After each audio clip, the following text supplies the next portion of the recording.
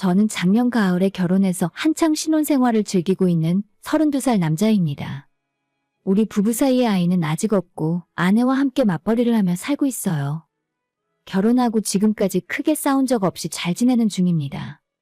성격도 잘 맞고 의견 차이가 있으면 대부분 아내가 제게 맞춰주는 편이라 싸울 일이 없더군요. 다만 처가 식구들과는 결혼식 올리기 전부터 지금까지 꾸준하게 마찰이 있어 왔습니다. 남들은 아내가 부모와 싸우고 사이가 안 좋아서 걱정이라지만 저희는 전혀 아니에요. 우리 부모님은 저희 부부 사는데 큰 간섭 없으시고 필요한 거 있으면 도와주려고 하시죠. 근데 처갓집 식구들은 영딴판입니다. 톡 까놓고 이야기하자면 아내의 친정집에 비해서 저희 집안 사정은 조금 나은 편입니다. 아버지는 전문직이시고 저희 엄마는 40년 넘게 한복집을 운영하셨어요. 덕분에 좋은 환경에서 자랄 수 있었고 부모님 지원 덕분에 서울에 있는 대학 나와서 영국으로 2년 동안 유학까지 다녀올 수 있었습니다. 지금 다니고 있는 직장도 완전 초일류 대기업까지는 아니었지만 정년까지 보장되는 탄탄한 중견기업이고 오히려 제 입장에서는 멀리 이사가지 않고 집에서 출퇴근할 수 있다는 매력과 업무적인 스트레스가 별로 없기 때문에 장점이 많은 곳이에요. 30대 초반인 제 나이에 비해 많은 돈을 모을 수 있었고 2년 전 부모님이 지원을 해주셔서 결혼하기 전에 25평 아파트를 마련할 수 있었습니다. 물론 서울은 아니고 경기도에서도 그리 비싸지 않은 동네라 가능한 일이긴 한데 지금은 처음 샀을 때에 비하면 가격도 2억 정도 올랐죠.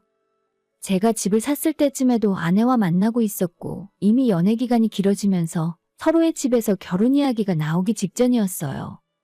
저는 아내에게 프로포즈를 하면서 우리가 살 신혼집도 사놓았다고 이야기했고 덕분에 아주 빠르게 결혼 이야기가 진행될 수 있었어요. 결혼할 당시 아내의 나이가 28이었기 때문에 너무 일찍 시집 가는 게 아닌가 처갓집 식구들이 걱정이 많았는데 사실 제가 신혼집을 미리 사두었다고 말씀을 드리자마자 엄청 좋아하더라고요.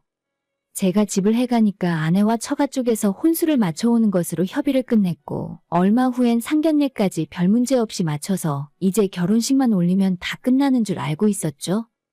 예식장을 예약하고 웨딩사진과 청첩장도 준비하면서 아무 문제 없이 일이 착착 진행되고 있었는데 그때 처제가 나타났습니다.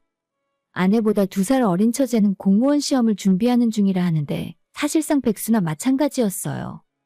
형부, 아님 오빠? 이제 곧 언니랑 결혼할 사이인데 형부라고 부르는 게 맞겠죠? 형부, 미안한데 나 용돈 10만 원만 보내줄 수 있어요? 마침 엄마가 주는 용돈이 딱 끊겨서. 3년째 공무원 시험을 준비하면서 다른 아르바이트도 전혀 하지 않고 있는 처제는 결혼하기도 전부터 종종 저런 식으로 용돈을 받아갔습니다. 얼굴이라고는 상견례 하는 날 딱 한 번 본 게 전부인데 용돈 부탁을 하는 것 자체가 어이없는 일이었지만 괜히 점수 깎아먹고 쪼잔한 사람으로 보이기 싫어서 적은 돈은 그냥 보내주고 말았죠. 아내는 결혼 전에 3천만 원을 모아놓고 있었고 제가 집을 다 해가는 상황이니 혼수 정도는 처가 부모님과 상의해서 맞춰오길 바랬습니다. 우리 나이에 전세도 아니라 자가로 시작하는 건데 이 정도는 당연한 거라 생각했었죠. 처음에는 장모님이 2천을 더 보태줘서 총 5천으로 혼수를 준비하고 있다고 하길래 그 정도면 충분하겠다 생각했는데 갑자기 해주시겠다는 2천을 일방적으로 취소하셨어요. 둘째가 올해도 시험에서 떨어졌어. 내년에도 또 시험 준비해야 하는데 우리도 여유가 너무 없는 것 같아. 그냥 모자라면 모자란 대로 시작하는 게 좋겠다. 그전까지 아내와 5천의 예산으로 가전제품이나 가구들을 전부 정해놓고 있었는데 한순간에 모든 것이 물거품이 되어버렸죠. 꼭 그렇게 비싼 신제품으로 해야 하는 이유가 있니? 전시 상품도 쓸만하고 연식은 조금 지났지만 2월 상품도 가격 좋고 쓸만해. 아니, 돈을 아끼는 것도 정도껏 적당히 해야지. 누가 혼수를 그런 식으로 맞춰서 결혼한답니까? 아내도 처음에는 장모님과 제 사이에서 싸움도 말려보고 이쪽 편도 들었다가 저쪽 편도 들었다가 중간에서 헷갈려 하더니 장인 장모가 수시로 말을 바꿔대고 결국엔 알아서 맘대로 하라는 식으로 손을 놓아버리니까 크게 마음에 상처를 입은 것 같았어요. 사실 우리 결혼인데 우리 마음대로 하면 되는 거고 혼수도 처가에서 한 푼 도와주는 것도 아닌 상황이라 그냥 예산에 맞춰서 하기로 했습니다. 돈 한 푼 보태준 적 없으면서 말로만 이래라 저래라 피곤하게 하니까 아내도 결국에는 자기 가족들이 부끄러운지 알아서 결혼할 테니까 아무 말하지 말라 하더군요. 장모가 혼수를 가성비로 싸게 맞추자고 하는 거 싸그리 다 개무시하고 아내가 갖고 있던 3천만 원에 비상금으로 가진 500만 원 그리고 모자란 건 카드까지 써가면서 처음에 하기로 했던 혼수를 거의 다 맞출 수 있었죠. 애초에 저희가 엄청 비싼 명품 소파 같은 거 살 것도 아니고 가전제품이랑 침대 소파 가구 다 맞추는데 4천 정도 들었어요. 괜히 장모님께서 예물 예단 어쩌고 이상한 소리 하시려는 것도 아내가 중간에서 딱 잘라버리고 신혼집 해주셔서 감사하다며 저희 집으로 이불만 좋은 거 사서 보내드리고 말았어요. 이 정도 상황이 되니까 장모님도 기분이 많이 상하셨는지 더 이상 저희 결혼에 뭐라고 참견하진 않으셨습니다. 하지만 결혼할 때까진 조용하더니 결혼하고 난 뒤에 처갓집 사람들 얼굴만 마주치면 25평 집이 생각보다 좁다느니 기왕 살 거면 돈 좀 보태서 33평으로 샀어야 한다는 소리를 하면서 속을 뒤집어 놓았습니다. 짐이 없을 때는 괜찮아 보였는데 거실에 소파랑 TV랑 다 들어오니까 좁긴 좁다. 33평은 되어야 나중에 너희들이 애 키우며 살기 좋을 텐데. 장모님 댁은 심지어 아파트도 아니고 빌라에서 살고 계시면서 33평이랑 가격 차이가 얼마나 나는지 알고 저런 말을 하시는지 모르겠어요. 그럴 때마다 내가 꿀릴 거 하나 없다는 생각으로 더 당당하게 굴었어요. 장모님이 조금 보태주시면 저희도 33평으로 이사갈 수 있을 것 같네요. 그런 제 모습이 마음에 들지 않았던 장인 장모는 더 저를 잡아먹으려고 들었어요. 어차피 결혼 이후에는 처가 사람들과 잘 만나지 않았지만 여전히 처제는 종종 연락해서 5만 원, 10만 원씩 용돈 달라는 말도 자주 하곤 했습니다. 그게 쌓이니 작은 돈은 아니었지만 제가 집안에 동생도 없이 외동으로 자랐고 돈도 못 벌고 공부만 하는 처제가 안쓰럽기도 해서 용돈 보내주는 건 괜찮았어요. 그런데 이제 와서 보니 장인 장모는 시집 보낸 딸 걱정하는 평범한 부모에 불과했고 진짜 더 커다란 문제는 세상 물정 모르고 개념은 밥 말아 먹어버린 처제입니다. 제 아내에게 전해 듣기로는 대학 다닐 때도 알바 한번 해본 적 없이 부모님에게 용돈 받으며 등골 빼먹고 다녔고 대학 졸업하고 공무원 시험 준비하기 전에 다단계 피라미드 회사에 한번 빠져서 장모랑 둘이 집안 돈 몇천만 원을 순식간에 날렸답니다.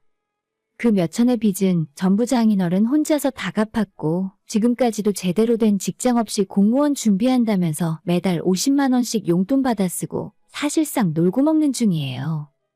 그 모습을 보다 못한 제 아내가 처제에게 적어도 너가 쓰는 용돈은 알바해서 스스로 벌어서 쓰라고 말했다가 처제는 물론이고 장모까지 펄펄 뛰고 싸웠던 적이 있다더라고요.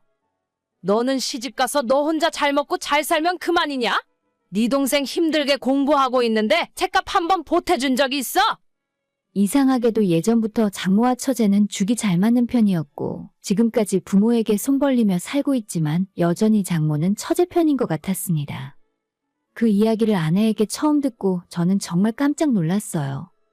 원래 사위사랑은 장모라지만 지금까지 장모에게 밥 한 번 얻어먹어 본 적이 없습니다. 저한테 용돈을 달라면 달라고 했지 뭘 사주는 꼴을 본 적이 없어요. 거기서 끝도 아니고 저희 결혼하기 전에 처제가 아내에게 빌려가서 안 갚은 돈만 1,000만 원이 넘더라고요. 예전에 다단계 할 때 빌린 돈이 500이고 그 뒤로 종종 용돈 떨어지면 아내에게 연락해서 얼마씩 빌려갔고 당연히 한 푼도 갚지 않았어요. 그래서 아내는 더 이상 처제에게 돈을 빌려주지 않고 대신 저한테 몰래 연락해서 용돈을 받아내고 있었던 거죠. 진짜 말만 들어도 집안에 저런 골칫덩어리가 없다 싶었습니다. 당장 가서 제가 준 용돈이랑 아내가 처제에게 빌려준 돈을 모두 받아오라 하고 싶었지만 돈을 전혀 벌 생각이 없는데 어떻게 갚겠어요? 그냥 이전까지는 전부 잊어버리고 없는 돈이라 생각하자고 했고 앞으로는 저도 절대 처제에게 용돈을 그냥 주지 않겠다고 결심했습니다. 저도 아내에게 처제에 대한 이야기를 들었더니 절대 엮이지 말아야겠다는 생각이 들었고 적당하게 선을 긋고 멀리 떨어져서 지내는 것이 좋겠다 싶었어요. 그 뒤로 지금까지 이래저래 처제를 피해 다니고 용돈 달라고 하면 나도 이번 달은 없다는 식으로 안 빌려주고 피해왔었습니다. 그런데 얼마 전 갑자기 연락하더니 진지하게 할 말이 있다면서 언니 몰래 저와 상담을 하고 싶다고 하는 겁니다. 대충 어떤 이야기를 할지 감이 오긴 했지만 설마 진짜로 돈 이야기를 꺼내진 않을 거라 생각했어요. 마음의 준비를 하고 약속 장소에 나갔더니 평소보다 훨씬 저를 반기는 겁니다. 형부 집에 돈 많죠? 형부가 모아놓은 돈도 좀 있잖아요? 나 이번에 쇼핑몰 하나 오픈하려고 하는데 사업 자금이 좀 모자라서요. 투자하는 셈 치고 나한테 딱 3천만 빌려줘요. 내 앞에서 눈을 똑바로 쳐다보면서 생글생글 웃으며 돈 빌려달라는 소리라는 모습을 보며 솔직히 적잖이 충격받았습니다. 지금까지 용돈으로 저한테 받아간 돈만 100만 원이 훌쩍 넘고 제 아내에게 빌려간 돈까지 합하면 수천만 원인데 그 돈 갚을 생각은 없이 3천을 더 빌려달라니 저를 완전 호구로 생각한 것 같더라고요. 그 돈이면 사회초년생 1년치 연봉이랑 맞먹는 큰돈인데 그런 돈 빌려달라는 사람치고 창피하거나 미안한 기색도 하나 없고 얼굴 표정 자체가 어쩜 저리 뻔뻔한 건지. 어차피 처제에게는 10원짜리 하나도 빌려줄 생각 없었지만 오만정이 다 떨어져서 빨리 이 자리를 피해 집에 가고 싶었어요. 처제, 내가 그런 큰 돈이 어디 있어? 공무원 준비한다고 했으면서 갑자기 무슨 쇼핑몰이야? 처제는 아는 언니와 둘이 쇼핑몰을 차리기로 했다면서 물건도 확실하고 자기가 모델을 할 거니까 일단 돈을 투자하면 금방 대박쳐서 갚을 수 있다 하는 겁니다. 대충 들어도 말이 안 되는 허무맹랑한 소리였고 제가 끝까지 돈이 없다고 거절하니까 이번에는 제 부모님을 걸고 넘어졌어요. 형부네 부모님은 돈이 좀 있잖아요? 나 쇼핑몰 오픈만 하면 금방 벌어서 갚을 수 있는데? 진짜 개념 자체가 없고 생전 돈을 벌어본 적도 없으면서 남의 돈을 너무 우습게 알더군요. 처제를 가만 놔뒀다간 집안에 큰 재앙을 불러올 것 같았습니다. 우리 부모님이 돈이 있건 없건 처제랑 상관없는 일이니 앞으론 이런 이야기는 하지 말아달라 이야기했고 대충 바쁜 일 있다는 핑계로 먼저 일어나서 집으로 도망쳐 들어왔어요. 이대로 있다가는 처제 혼자 감당도 못할 큰 사고 치겠구나 싶어서 집에 돌아오자마자 아내에게 방금 처제 만나고 왔다 이야기했고 앞으로 절대 당신 동생이나 아니면 장모님이 돈 빌려달라고 했을 때 절대 주지 말라고 했죠. 만약 내 허락 없이 돈 빌려줬다가는 돈도 잃고 처가댁 식구들이랑 인연도 끝이라 했습니다. 아내도 대충 제 이야기를 듣더니 상황 파악 끝냈고 동생한테 전화를 걸어서 또 무슨 헛짓거리를 꾸미고 있냐고 당장 그만두고 시험 공부나 하라고 했어요.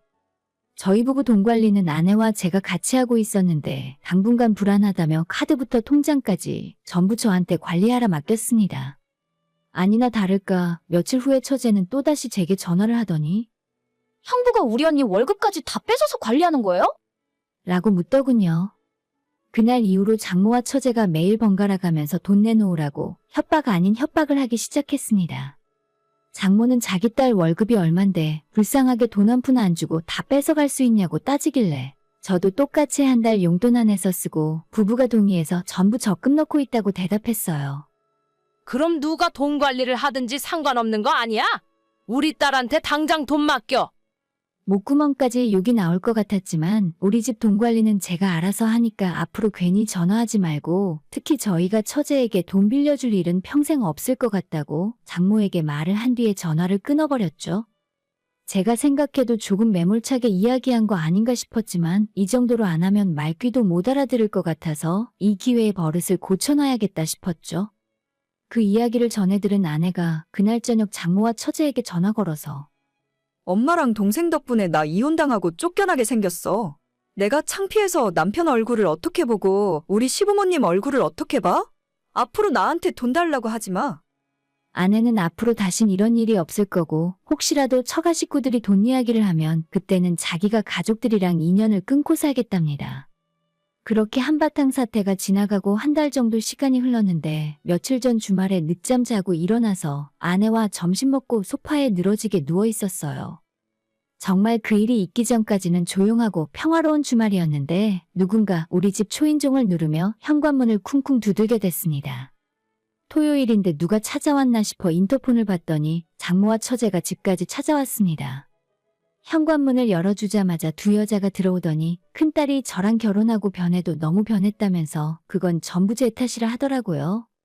제가 장모 알기를 우습게 알고 처제한테도 사람 취급을 안 해주니까 이런 일이 생긴 거라며 오늘 직접 큰딸 버릇을 고쳐주러 찾아왔답니다. 저는 여차하면 경찰에 신고하려고 핸드폰을 손에 쥐고 있었고 사실 속으로는 좀 웃겼어요. 아내까지 포함해서 세 여자가 말다툼을 하기 시작했는데 결국 장모랑 처제는 왜 돈을 안 주냐고 화를 냈고 아내는 이제 돈 이야기라면 지긋지긋하다며 앞으로 인연 끊고 살자 말했습니다. 셋이서 한참 말다툼을 하다가 상황이 좀 심각해지는 것 같길래 제가 나서서 말리고 당장 경찰 부르기 전에 다들 내 집에서 나가라고 쫓아냈습니다. 처제와 장모를 아파트 앞까지 쫓아냈고 아내는 화가 머리끝까지 났는지 아파트 입구까지 쫓아와서 처제 머리채를 붙들고 뺨까지 때리며 돈 갚으라 윽박지르더라고요. 야, 내가 너한테 지금까지 빌려준 돈 전부 기록해놨어. 한 푼도 빠짐없이 안 갚으면 고소라도 할 테니까 그렇게 알아. 너무 일이 커지는 것 같고 이러다가 역으로 신고라도 당할 것 같아서 아내가 처제를 죽사발을 내기 전에 간신히 뜯어말렸습니다. 처음부터 끝까지 새 여자 싸우는 거 옆에서 구경만 하다 끝이 났어요. 아내가 장모와 처제랑 싸워준 덕분에 제가 화낼 일도 없었고 앞으로는 처가에 찾아갈 일도 개념 없는 처제한테 용돈 보내줄 일도 완전 사라졌어요. 아내는 그냥 저희 부모님한테 잘하면서 살겠다 했고 다가오는 추석 명절이나 그 이후로도 처가 식구들은 꼴도 보기 싫답니다. 저는 나쁠 거 하나 없고 차라리 잘 됐다 싶습니다. 부모 자식 혈육 간의 연을 끊는 것이 쉬운 일은 아니지만 제가 봤을 때는 장모와 처제라면 조만간 집안 거덜내고도 남습니다. 아내는 제 옆에 붙어 있는 것이 본인 인생으로 봐도 훨씬 나을 거예요. 오늘의 사연은 여기까지입니다. 구독과 좋아요, 알람 설정 부탁드려요. 다들 행복하시고 좋은 하루 되세요.